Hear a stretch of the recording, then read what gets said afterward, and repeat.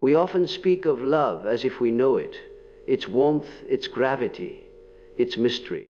But let us ask a deeper question today. What if what we call love is not love at all? Many chase affection not from fullness, but from emptiness. They seek another not to share wholeness, but to fill a void. That is not love. That is a craving. It disguises itself as passion, but it is dependency in costume.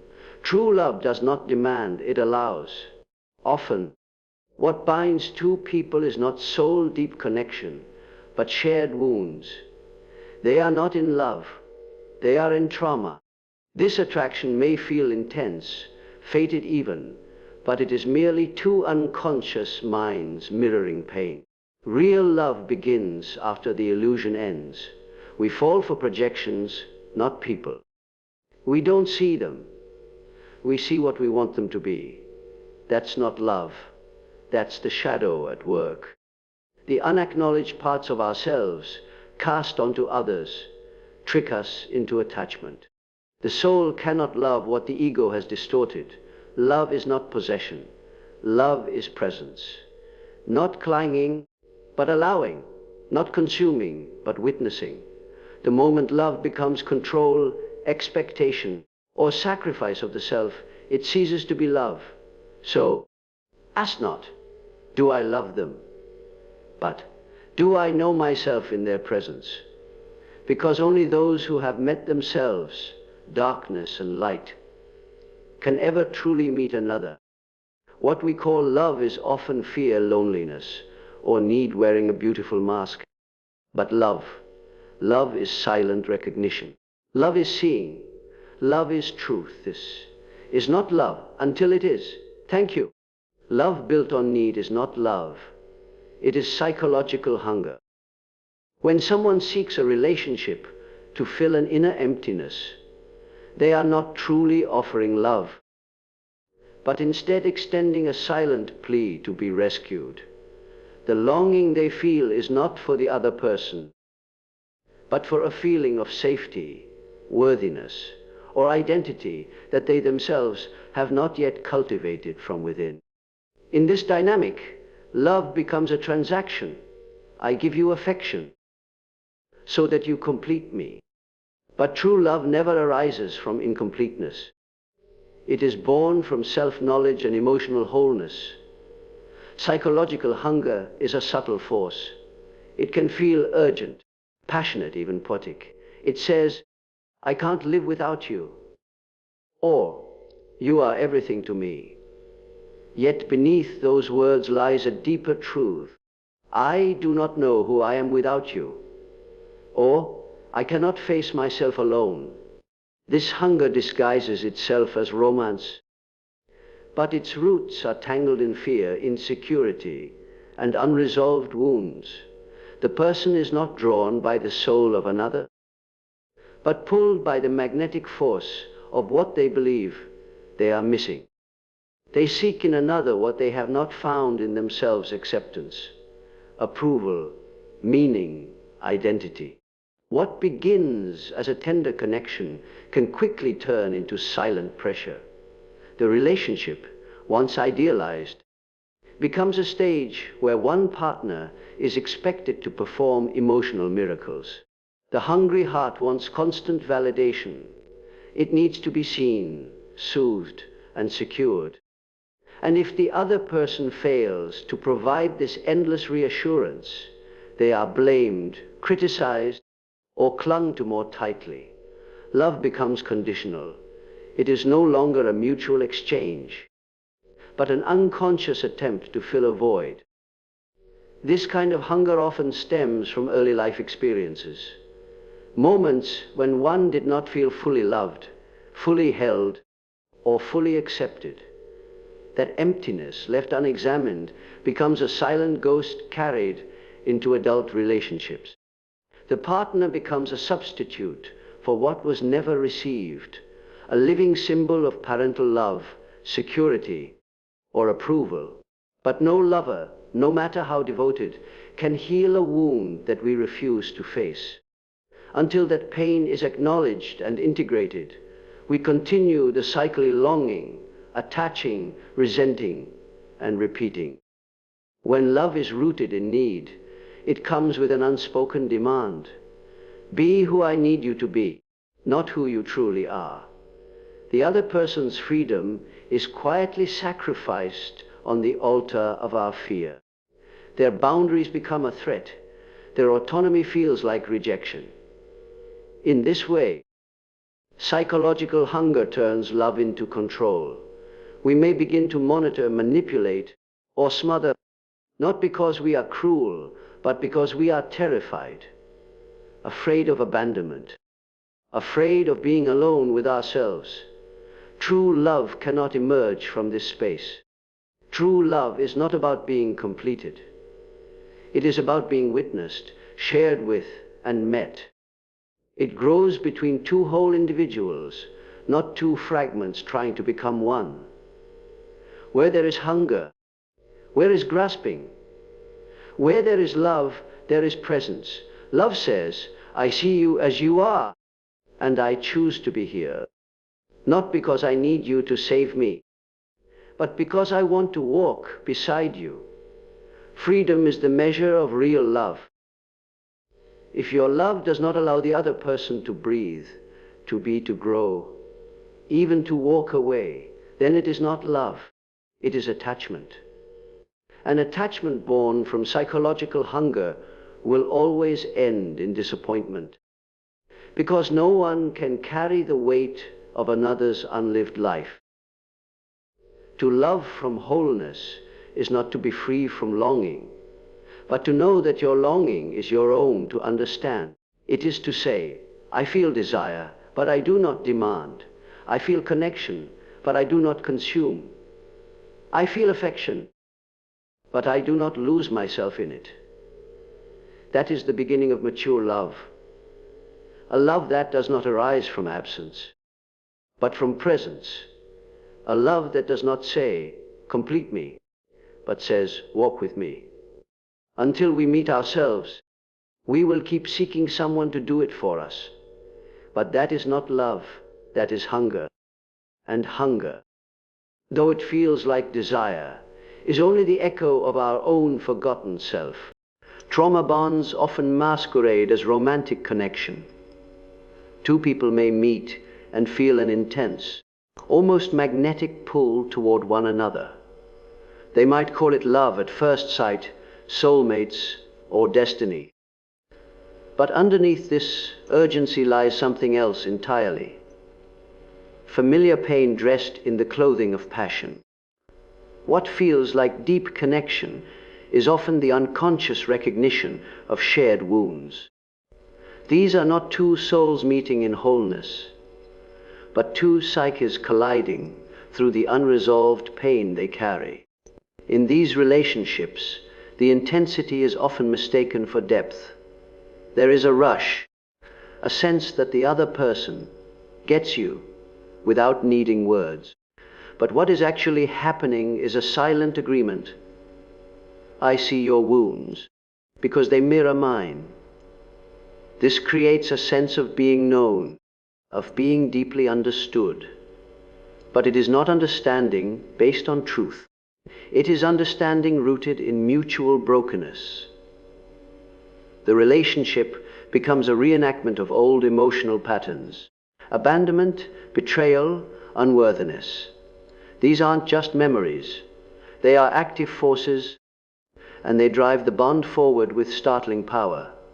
Often, one or both people in a trauma bond have experienced pain early in life that was never fully acknowledged or processed.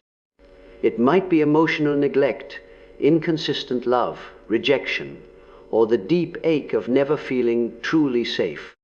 These early wounds create templates in the unconscious mind, blueprints of what love feels like, based on what was familiar, not what was healthy. So when someone comes along and triggers those same emotional patterns, the mind mistakes it for love. This feels like home, we say, but sometimes home was a place of chaos, fear, or confusion. In trauma bonds, Love is often conditional. It is earned, negotiated, or withheld. One moment there is affection, the next there is distance. This push-pull dynamic keeps both people locked in a cycle that mimics addiction. There are highs, the moments of connection, reconciliation, or intensity, and then there are the lows, the silent treatments, the abandonment, the anxiety.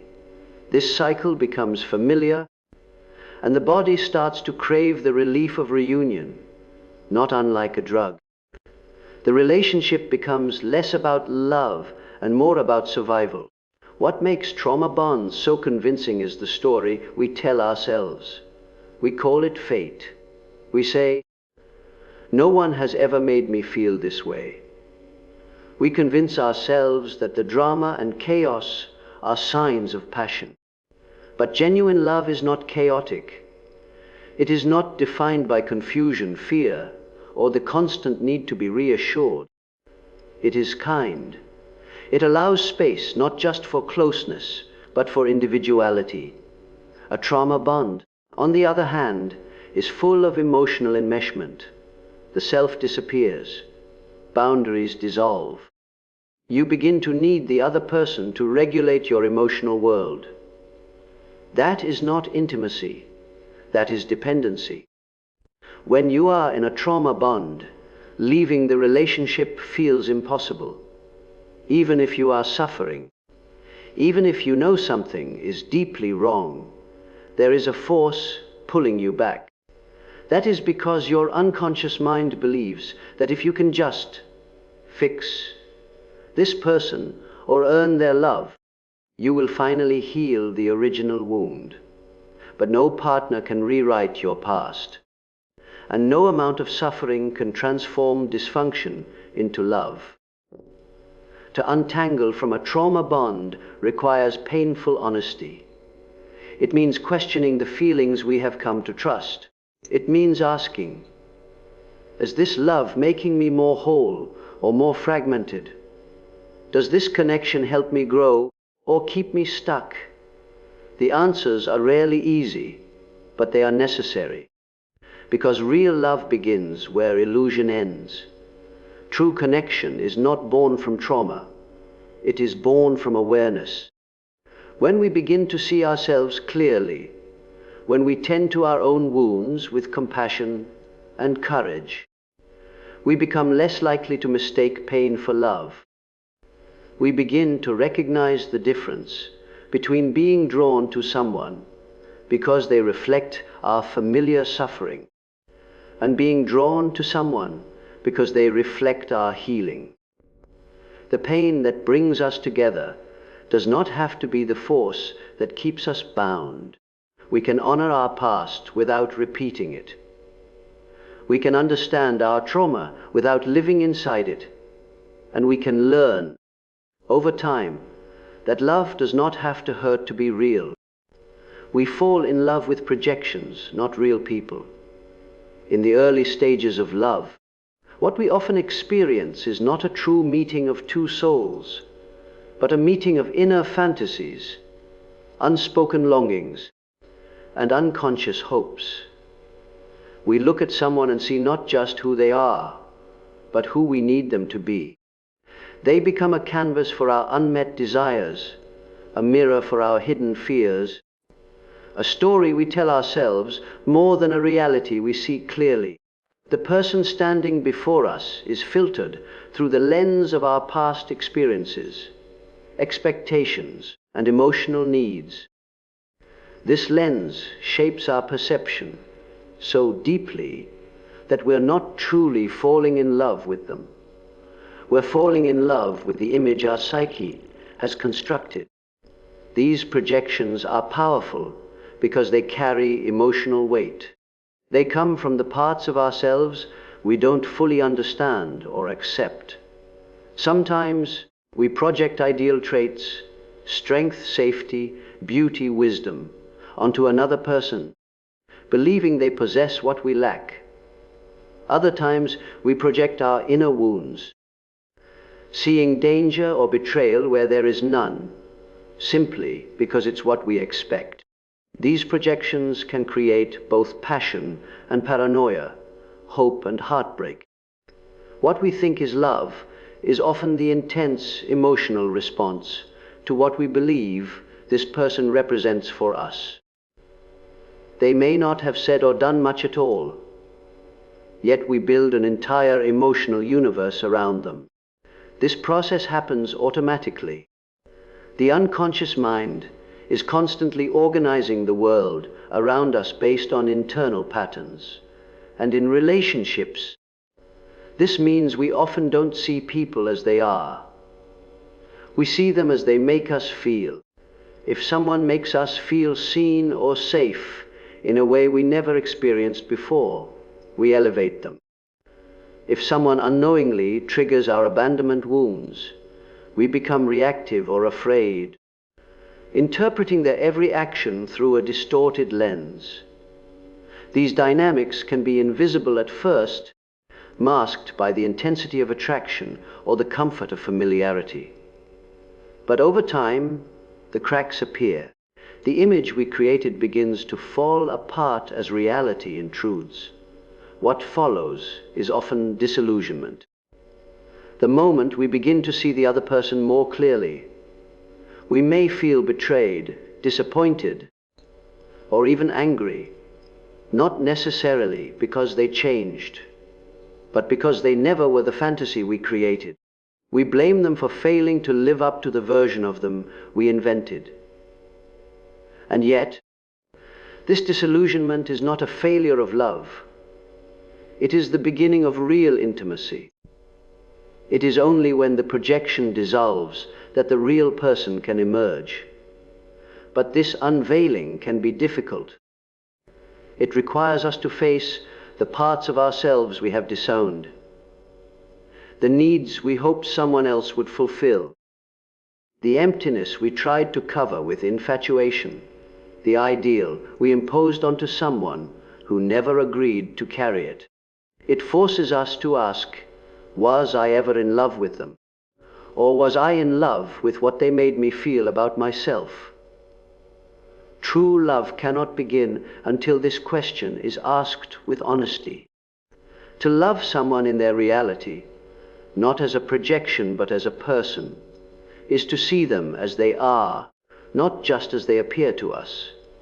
It means recognizing their flaws, their contradictions, their humanness, and still choosing to stay, not because they fulfill a role, but because their presence is meaningful in itself.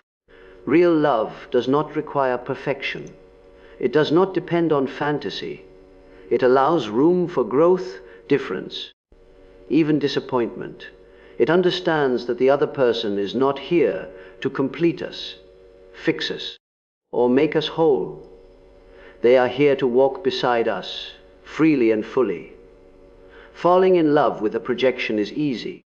It offers immediate pleasure, emotional intensity, and temporary relief from our inner emptiness. But it does not last. Projection always fades, and when it does, we must decide whether we are willing to meet the real person behind it. That moment is the turning point. Not the end of love, but the beginning of something far deeper. Because only when we release the illusion can we truly love another. And only when we stop projecting can we finally be seen. The shadow self distorts how we perceive others in relationships. It operates quietly beneath the surface, shaping our reactions, our attractions, and our judgments without us realizing it. The shadow is not evil or bad. It is simply the part of us we have rejected, suppressed, or forgotten. These are the traits, desires, and fears we have disowned, usually because we were taught by family, culture, or experience that they were unacceptable. But what is hidden is not gone. Instead, it leaks into our lives in disguised forms, especially in how we see and relate to others. In relationships, the shadow often takes control without our awareness. We may become irrationally angry, excessively attached, or unusually judgmental. We tell ourselves we are reacting to the other person, but in truth, we are reacting to the parts of ourselves we have never fully faced. For example, someone who hides their own vulnerability might find themselves repelled by a partner who expresses deep emotion, labeling them as too sensitive. Or someone who has disowned their own assertiveness may become infatuated with someone who is dominant, mistaking admiration for love. These reactions are not about the other person. They are about the unacknowledged aspects of our own psyche being activated. Projection is one way the shadow shows up. What we cannot admit in ourselves, we often see magnified in someone else. We might accuse others of being selfish, needy, cold, or controlling, without realizing those are the very traits we're struggling with internally. The shadow is clever. It allows us to avoid discomfort by externalizing it. It whispers, "This isn't about you, it's about them." But relationships are mirrors, and what we dislike or overly admire in others often reflects something unresolved in us. This distortion can cause confusion and instability. We may misinterpret someone's intentions, assume they're trying to hurt us, or imagine rejection where there is none. The shadow feeds on insecurity and fear. It uses past pain to color the present moment, convincing us that old wounds are still open. A simple silence becomes abandonment. A difference of opinion becomes betrayal. Instead of responding to the truth of what's happening, we respond to an emotional echo from long ago. This keeps us locked in cycles of misunderstanding and self-sabotage. Even attraction is influenced by the shadow. We are often drawn to people who embody what we lack, or what we refuse to own. A person who denies their own chaos may be magnetized to someone wild and unpredictable. Someone who suppresses their sensuality may be drawn to those who express it freely. On the surface, these connections seem exciting and full of potential. But if they are based on unintegrated shadow dynamics, they often lead to imbalance, dependency, or disillusionment. We seek to merge with what we've disowned, hoping the other person will complete us. But no relationship can carry that weight without collapsing. To see clearly in relationships, we must begin by seeing ourselves. This does not mean blaming ourselves for every problem, but rather becoming aware of the inner filters through which we view the world. What we repress does not disappear. It shows up disguised as fate. If we ignore our anger, it may appear in the form of constant irritation with our partner. If we bury our need for affection, we may accuse others of being clingy or needy. The relationship then becomes a battlefield, not between two people, but between the conscious and unconscious within us. Healing begins when we bring the shadow into awareness. When we say, maybe this reaction isn't about them. Maybe it's about something I haven't faced. That moment of reflection changes everything. It allows us to take responsibility without shame. It opens the door to understanding and compassion. First for ourselves, then for the other person. The clearer we become about our own inner world, the less we are controlled by it. The less we project, the more we can perceive others as they truly are, not as extensions of our past. In this clarity, love becomes possible. Real love, not idealization, not obsession, not dependency. A love rooted in truth, where both people are seen and accepted not as fantasies, but as complex, imperfect, evolving human beings. And that kind of love can only emerge when the shadow is not denied, but integrated. When we stop hiding from ourselves, we stop distorting others. And only then do we begin to truly relate. True love requires individuation, knowing and integrating the self.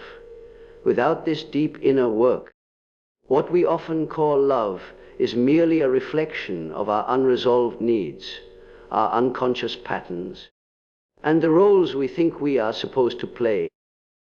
Individuation is not a luxury. It is the foundation.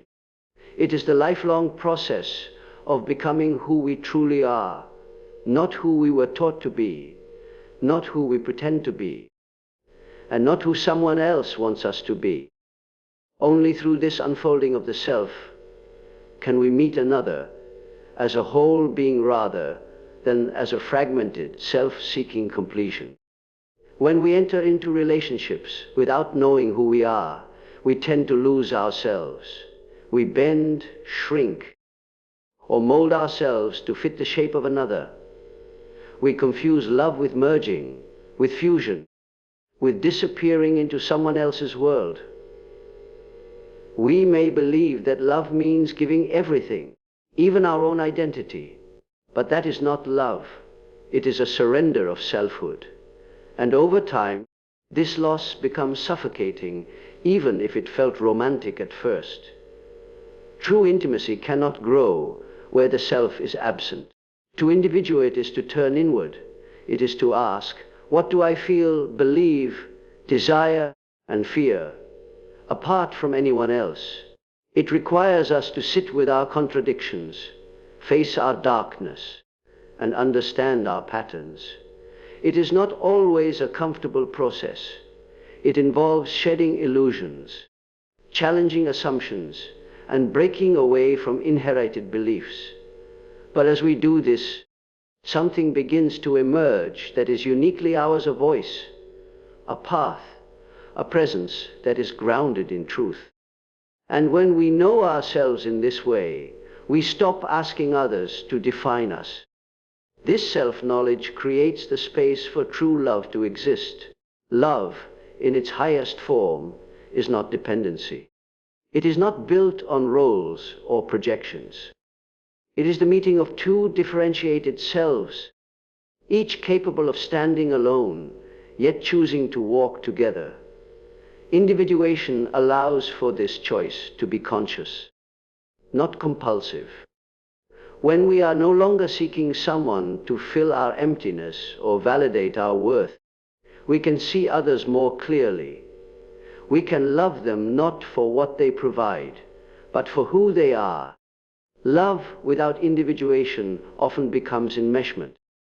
There is no boundary between where one person ends and the other begins. Feelings are confused, responsibilities are blurred, and autonomy is lost. Conflict becomes threatening because disagreement feels like abandonment. The relationship becomes fragile, built not on strength, but on a fear of separation. But love rooted in individuation is not threatened by difference. It welcomes it.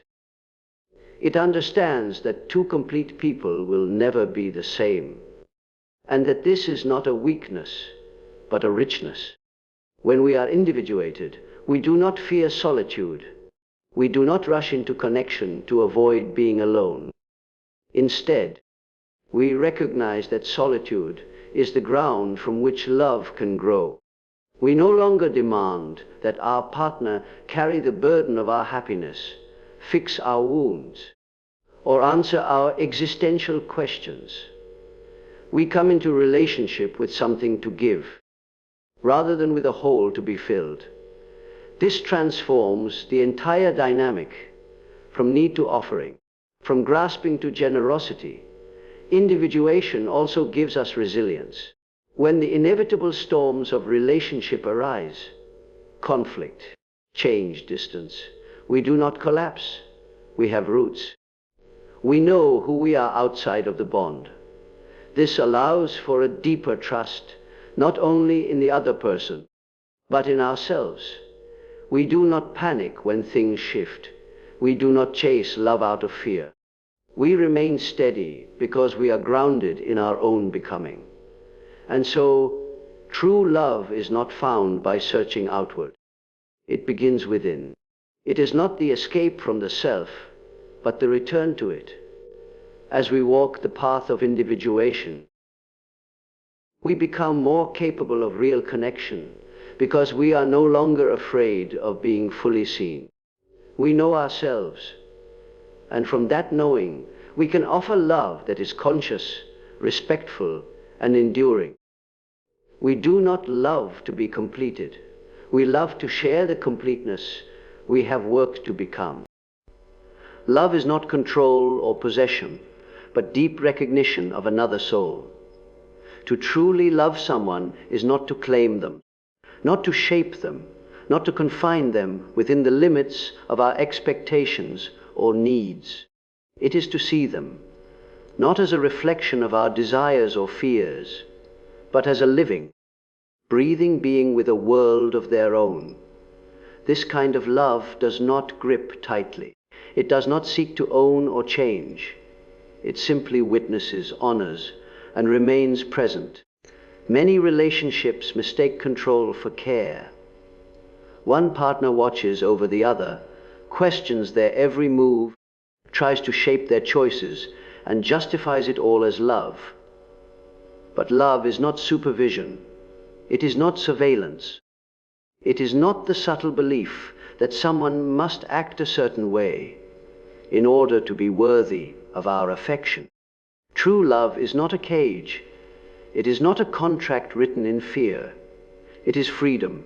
When love becomes possession, it loses its soul. The person we claim to love becomes an object, something to be held onto, managed, or used for emotional security. We may say, "You are mine," but beneath those words is a silent demand. Stay the same, meet my needs, don't leave. Don't grow in a direction I can't follow. Possessiveness can feel flattering in the beginning, but over time it becomes suffocating. No soul can breathe under the weight of someone else's control. To recognize someone deeply is to acknowledge who they truly are, even if it is different from who we imagined. It means being curious about their journey, their fears, their contradictions, their longings. It means allowing them to evolve, to change their mind, to move through life at their own pace. This kind of recognition does not seek to fix or mold. It listens, it observes, and it accepts. It says, "I see you, and I choose to stand beside you, not above you." A love rooted in recognition is spacious. It does not collapse into the other, nor does it demand the other collapse into us. There is room for difference, for independence, for silence. It does not rush to define or label. It understands that the soul cannot be boxed or pinned down, and that any attempt to do so will only lead to resentment and resistance. The more we try to own love, the more it slips away.